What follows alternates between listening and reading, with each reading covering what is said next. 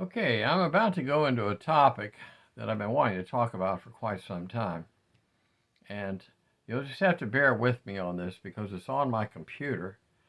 I want to read portions of it. I apologize for the reflection on my glasses, but without my glasses, I can't see. So you have to bear with this reflection. The lighting is just what it is. See, here's how I look without my glasses. Surprise. I know I actually look pretty good for my age. I'm going to be reading to you something from the computer, a document that I have, and I'm going to go right up back to the top and tell you what this document is. You can find this document on the internet. This document is put out by the Society for the Study of Human Evolution. And this is volume 33, pages 1 through 30 from 2018. I know this sounds like exciting stuff, right?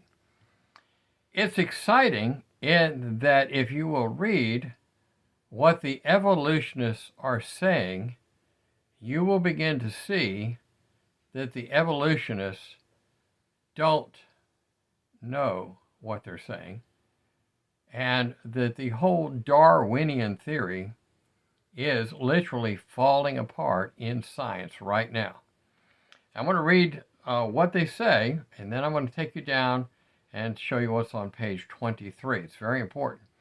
Now, it's a little complicated. Now, remember, I've told you in prior videos that I am an intellectual. I mean, what other kind of nerd sits around and reads this stuff, right? And while I'm thinking about it, there are some video channels that you should check out, such as Dr. James Tour. His last name is spelled Tour. He's great. Or Dr. Jason Lisle. I believe his last name is Lisle. You should look into those sites. Or Ken Ham. Ken Ham's got some great stuff. But I want to be just a touch technical here just to show you a couple things. Okay. The note added by authors December the 4th, 2018. This study is grounded in and strongly supports Darwinian evolution, including the understanding that all life has evolved from a common biological origin over several billion years. Now remember that, because when we get down into the document, that changes. Right now, they're saying several billion years, but as we dig into the document, it's going to change. The work follows mainstream views of human evolution. We do not propose there was a single Adam or Eve. We do not propose any catastrophic events. But as I get down into the document, you're going to see that contradicts their very first paragraph. And again, you can bring this up on the internet and you can read it yourself. It's very detailed. It's very complicated. Let me give you the background. There was in the neighborhood of 18,000, if I get this right, more than a decade of DNA barcoding composing about 5 million specimens covering 100,000 species, supporting the generalization that mitochondrial DNA clusters largely overlap. They did somewhere around 18,000 different studies, and as it says, on 100,000 different animal species. They did this mitochondrial DNA study. Now, what they're saying here at the beginning really changes as we get down to the bottom.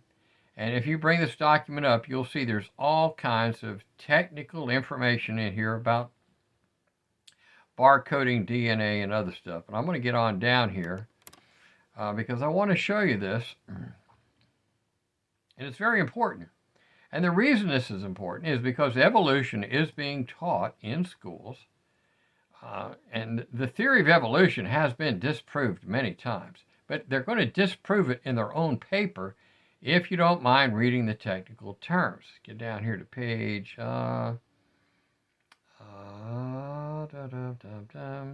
let's get down here to page 23.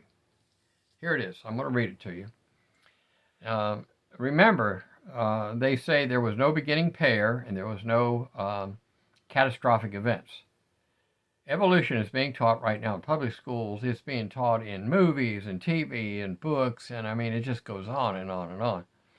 But when you sit down and read what Darwin wrote, and then you see the reality of it, you begin to see how it's literally, in today's world, in modern science, is falling apart, what I'm trying to say, and many modern scientists are running away from the Darwin theory.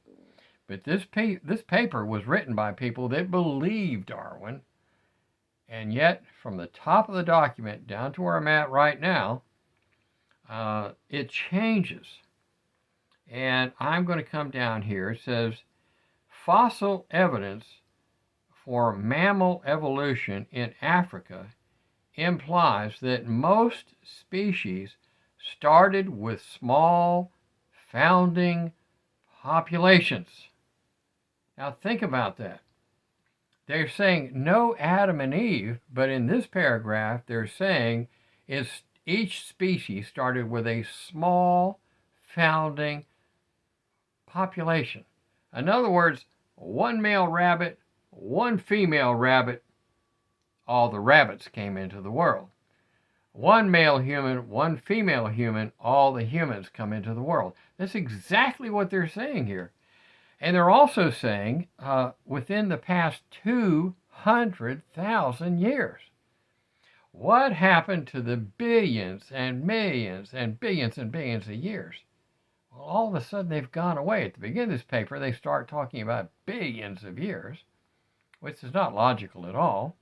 If you understand that the moon is moving away from the Earth at a ½ inch per year, the billions of years doesn't make any sense. But in this paper, they come right here and they say within the past 200,000 years. Okay, I'm going to go down just a little bit further here. It says fossil evidence for mammalian evolution in Africa implies that most species started with small founding populations and later expanded, and sequence analysis has been interpreted to suggest that the last ice age. Now remember, they also said no catastrophic events would affect it. At the beginning of the paper, they said, we don't believe in catastrophic events affecting the population. What they're saying is they don't believe in Noah's flood. But then you read this, and it talks about, let me get back to where I was here. The Ice Age, it says, has been interpreted to suggest that the Ice Age, the last Ice Age, created widespread conditions for subsequent expansion. Now, you will read other papers and you'll discover that it's believed that the last Ice Age was 10,000 years ago. But in reality, we only recently came out of the last Ice Age. It is documented that during the time of George Washington, in the northern parts of the United States, they had a summer with no summer. They had a summer of snow. You can look that up in the history. You find it on the internet.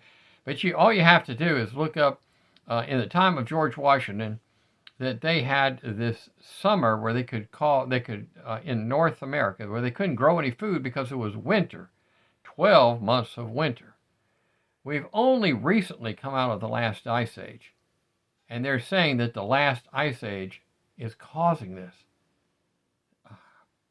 Doesn't it seem to strike you as odd that they would say they believe in evolution, and they would say one thing at the beginning of the paper, but as you get down into the paper, the last Ice Age created widespread conditions for subsequent expansion.